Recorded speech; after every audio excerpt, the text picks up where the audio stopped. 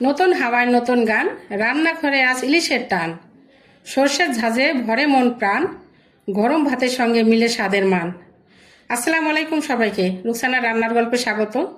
আজকের বিশেষ আয়োজন সবার প্রিয় মুখে জল আনা সর্ষে ইলিশ। চলুন দেরি না করে শুরু করি আজকের রেসিপি। এখানে আমি ইলিশ মাছ নিয়েছি, দেখুন ছোট সাইজের, তবে ইলিশগুলো খেতে অনেক স্বাদ, অনেক তেল আছে। এখন আমি এর মধ্যে দিয়ে দেব হলুদ পরিমাণ মতো, আর দিয়ে দিচ্ছি লবণ। লবণ দিয়ে মেখে আমি 20 মিনিটের জন্য রেখে দিব, তাহলে মাছটা রান্না করলে খেতে অনেক মজা হয়। মাছটা একটু শক্ত শক্ত হয় হলুদ এবং লবণের যে মিশ্রণে, ভেঙে যায় না, অনেক ভালো লাগে খেতে। তাই এইভাবে যতক্ষণ পারেন ম্যারিনেশন করে রেখে দিবেন। এখন আমি চলে যাব, এখানে নেব সরিষা, কালো সরিষা নেব 2 টেবিল চামচ, 2 টেবিল চামচ দিচ্ছি। আর সাদা সরিষা দিব 1 টেবিল চামচ।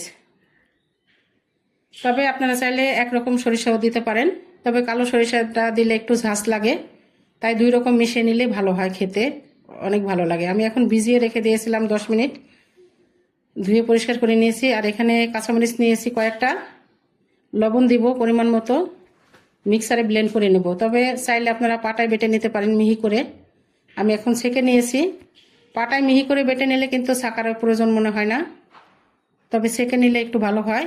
যে চোকলাগুলো থাকে ওগুলা ফেলে দিলে ভালো হয়, পেটে কোনো রকম সমস্যা হওয়ার ঝুঁকি থাকে না। এখন আমি সরিষার তেল দিয়ে দিলাম, আর এর মধ্যে দিয়ে দিচ্ছি ফোড়নে কালো জিরা হাফ চা চামচ আর কয়েকটা কাঁচামরিচ। একটু ভেজে নেব, ভেজে নিলে কিন্তু অসাধারণ একটা ঘ্রাণ বের হয়, অনেক ভালো লাগে খেতে। এখন দিয়ে দিচ্ছি হাফ চা চামচ হলুদ, আর 1 চামচেরও কম শুকনা মরিচের গুঁড়া।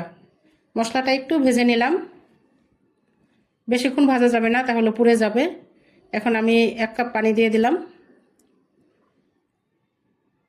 নেড়ে চেড়ে আমি পানিটা ফুটে ওঠা পর্যন্ত অপেক্ষা করব। দেখুন ফুটে উঠেছে। এ পর্যায়ে আমি মাছগুলো দিয়ে দিব একে একে।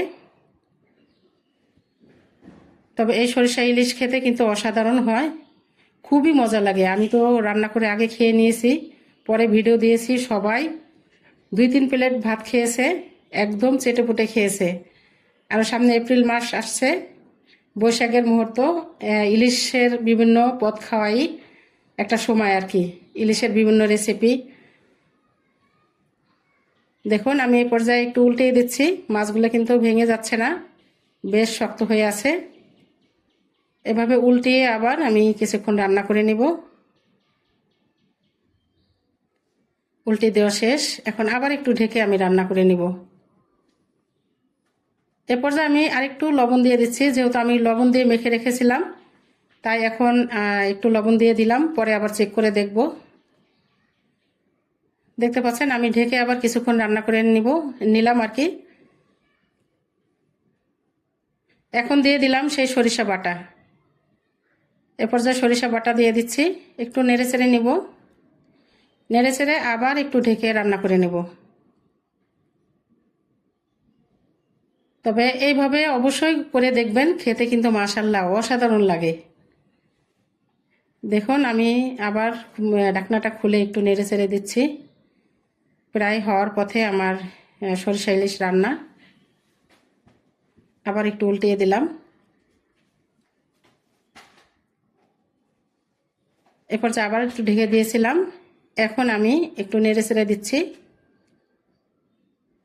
নেড়ে চেড়ে দিয়ে আবার কিছু উপকরণ দেব আমি লাস্ট মুহূর্তে, দেখতে থাকেন। এখন দিয়ে দিলাম কয়েকটা কাঁচামরিচ। নামানোর ঠিক আগ মুহূর্তে কয়েকটা কাঁচামরিচ দিলে কিন্তু অসাধারণ একটা ফ্লেভার হয়। আর এর সাথে দিয়ে দিচ্ছি 1 টেবিল চামচ সরিষার তেল। কাঁচা তেলটা অবশ্যই দেওয়ার চেষ্টা করবেন নামানোর আগে। এখন তেলটা দিয়ে আমি চুলাটা বন্ধ করে দিয়ে ঢেকে রাখবো 5 মিনিট, তারপর পরিবেশন করব। দেখুন আমি পরিবেশনে চলে গেছি। মাছগুলো এখন আগে সাজায় নিচ্ছি সুন্দর করে, অনেক সুন্দর হয়েছে কিন্তু। দেখুন একদম মাখা মাখা, বেশি ঝোলও না, বেশি পাতলাও হয় নাই, আবার বেশি ঘনও হয় নাই, ঠিক এরকম রাখবেন, তাহলে খেতে অসাধারণ লাগবে। দেখতে কিন্তু অসাধারণ লাগছে, লোভনীয় লাগছে, খেতেও মাশাল্লাহ অনেক ভালো হয়েছে। ব্যাস তৈরি হয়ে গেল আমার মুখে লেগে থাকার মতো সরিষা ইলিশ। তবে আপনারা অবশ্যই ট্রাই করে আমাকে কমেন্ট করে জানাবেন আপু কেমন হয়েছে।